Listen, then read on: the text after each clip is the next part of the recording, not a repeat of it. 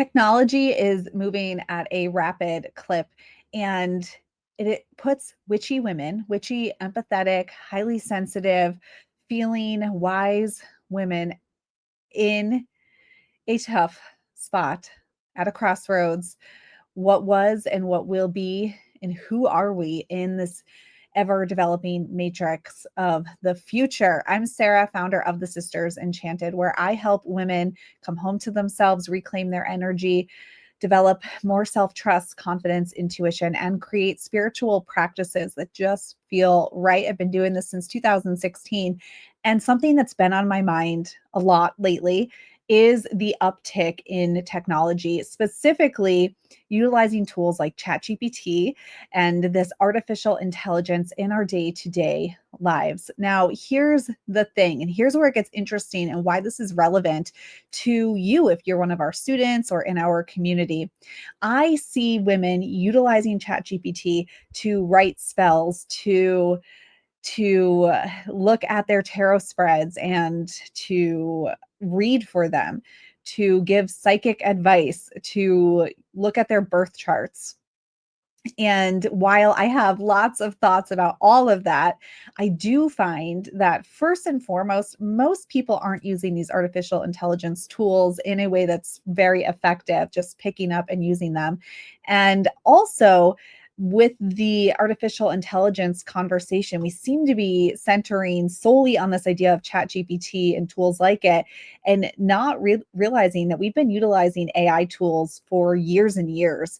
Autocorrect on your phone, suggestions on Kindle for what to read next, suggestions on Netflix, your maps, locators. We are already a world of artificial intelligence tools. And these new thinking tools are changing and growing day by day at an amazingly rapid clip. And it does leave us who are nature centered spiritualists, many of us, or we practice nature based spirituality rather.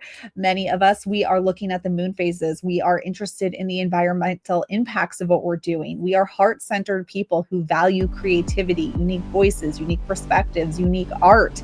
And what does AI do to all of that?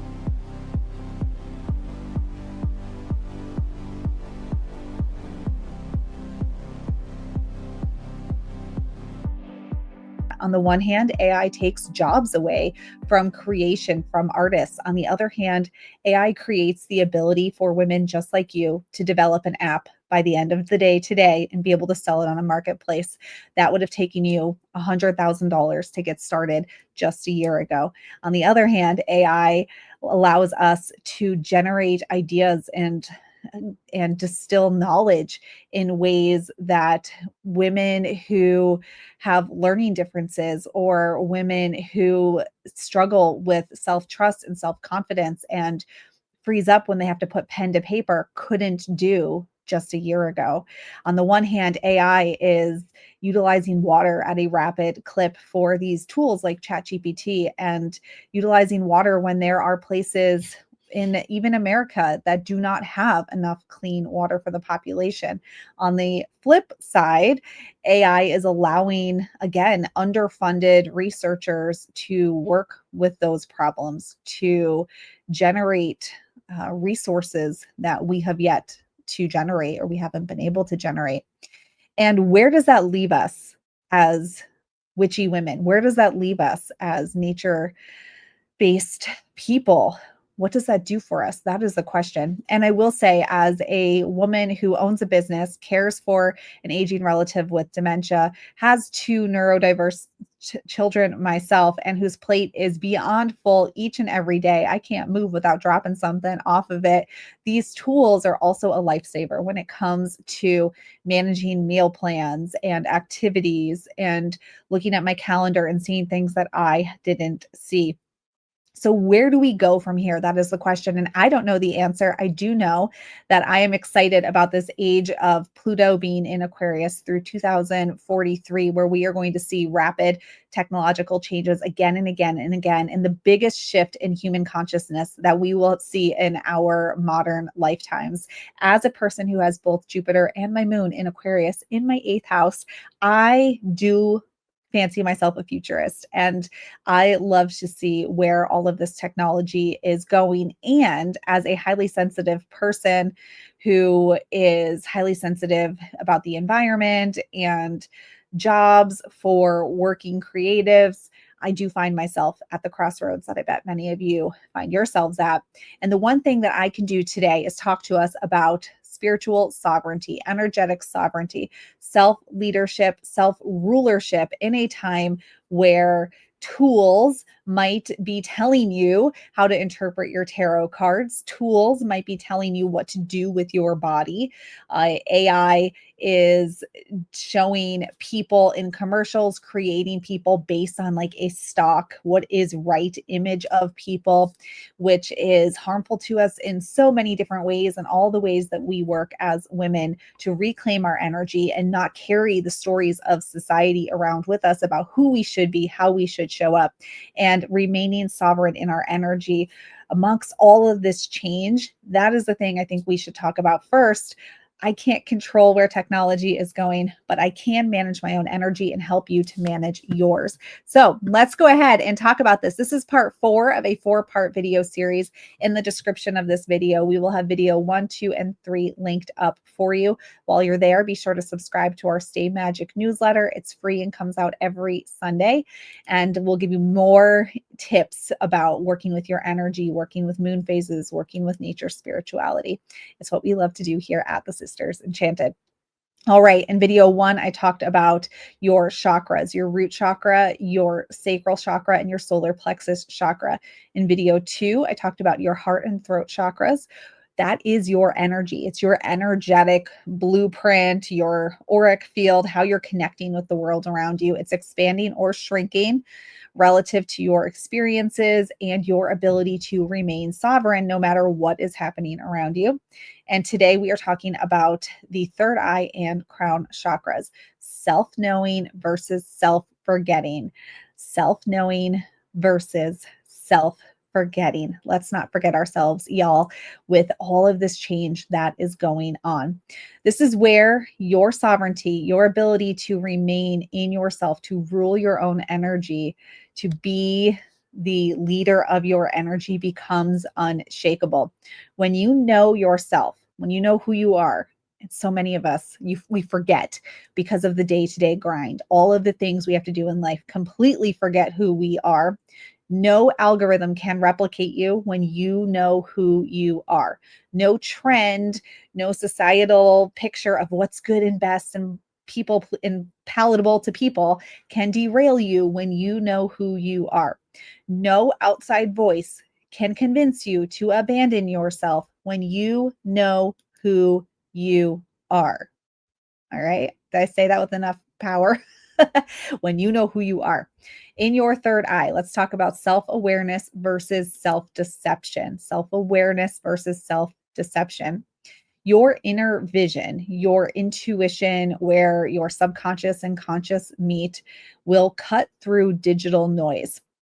You can see clearly, both within yourself and the world around you, when you are in tune with your intuition, when you are trusting yourself, when you're rooted in your life, your presence, and your body. This is your protection against all of this societal programming that is telling us how to be, how to think, how to comply, and, be good and righteous and not ruffle feathers. We must have this self-awareness. We must have this self-awareness. Sovereign women don't lie to themselves about their toxic digital habits, about wanting to look at another thing to solve a problem in their lives, about the constant influx of information. And let me just Google one more thing. Let me just look this up. Let me just see if this will solve my problem. Let me spend time watching TikTok videos about it and Googling it instead of doing something about it, right? Sovereign women also do not kid themselves about the dreams they've been too afraid to pursue. So they go on technology and totally numb out to them. Sovereign women don't do that. All right. Let's reclaim sovereignty over our energy. That's that self rulership. It's that energy management, reclaiming your energy so you can create with your energy. You can create the tone of a situation with your energy. You can make magic with your energy instead of having your energy be responsive to everything that's coming your way each and every day, which is way more information than humans to this point in time have ever had to deal with. And it is overwhelming for so many of us. Regularly audit your relationship with not just AI, but technology and your need to be responsive. So, your need to get the self validation from a tool, your need to respond to text messages and phone calls right away. Are you utilizing your technological tools as tools, or are you using them to keep you feeling connected to something, to keep you feeling validated, good, because you're responding to your messages quickly, because you are able to validate your beliefs through AI tools? And mind you, AI tools like ChatGPT will validate you all day long because, like the other tools, they are meant to keep you using them. And so ChatGPT will validate your ideas as good and brilliant and excellent all the time. You need one of those no friends in your life. We all need a no friend, the friend that says, no, that's not a good idea. No, you don't have time for that. No, no, no, no, no. I have a couple of those. I'm a Sagittarius and I'm a Cancer rising, and I surround myself with Capricorn people, and they like to tell me no. So come back to yourself, audit this relationship. What is and what is not your end goal for working with these tools? Stay honest with yourself, right? Stay honest with yourself. And then we have your crown chakra, self knowing versus self forgetting. It is so easy to forget yourself every day. It's easy for it to be 7 p.m. and you're like, well, when did I last eat? When did I go to the bathroom? When did I take care of my needs? Took care of everybody else, forgot to make the phone call I had to make today, right? This happens in our daily lives all the time. So we are very prone to forgetting ourselves when it comes to the tools that we're using and allowing our voices to sort of mesh with the collective voice that's being creative through these tool usages, because we already are in the habit of forgetting ourselves. It's so important to know yourself, to come home to yourself, reclaim your energy, and understand who you are on an energetic level, what your purpose is, your energetic purpose, not the thing you do, your energetic purpose, how you are a steward of energy, how you show up and serve in this lifetime. It is mission critical that you know that. Your connection to something greater than yourself includes remembering you are part of that greatness. It includes remembering you are part of that greatness, remembering that you were born magic, not because AI told you that your birth chart looks good, not because it told you that you're great at reading tarot or you've got the most genius ideas for a business plan, or this meal prep idea you have is fire. How many of you have heard that?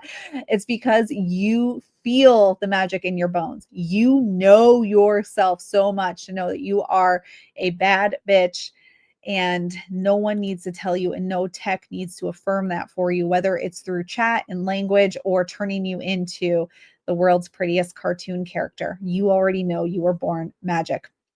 So, my tip for you here is to create daily practices to connect yourself to ancient wisdom. Keep pulling your tarot cards, keep connecting to the moon phases, keep looking at that astrology. Light a candle before you open up your laptop, connect with your favorite crystals before you get on your phone.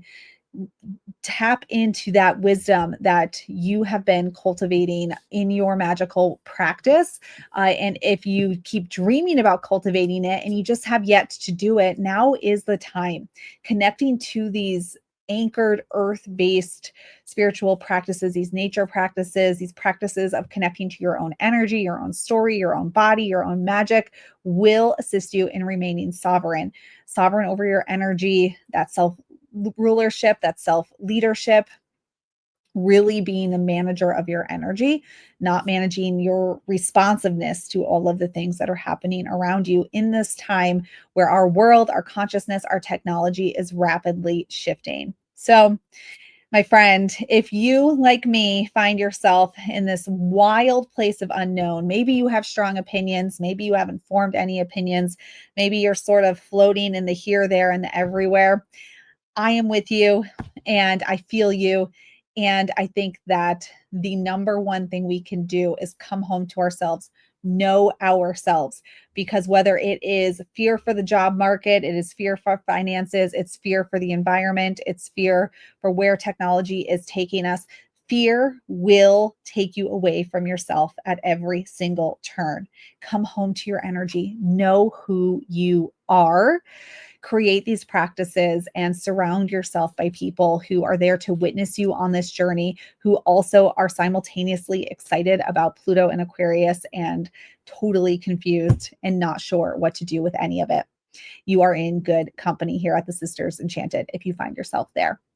All right, y'all. Well, if you need some more resources, be sure to head to our blog. You can check the description of this video for videos 1, 2, and 3. This is video 4 of a 4-part series. Be sure to get on our email newsletter list. We send an email every Sunday that does have tools to help you stay in these practices, these magical practices, and stay anchored into your own energy, as well as articles and the wild trip that it is to be an emerging witchy woman coming home to herself, remembering who she is for the first time in a long time, creating magical practices that feel good, and creating environments that allow you to feel self-trusting and confidence. We have resources for you. Just head to our website in the description of this video. All right, y'all, where is this journey taking us? I'm not sure, but we're all in on the broom together, flying through the sky this wild time. Thanks so much for hanging out with me for this video series. And until next time,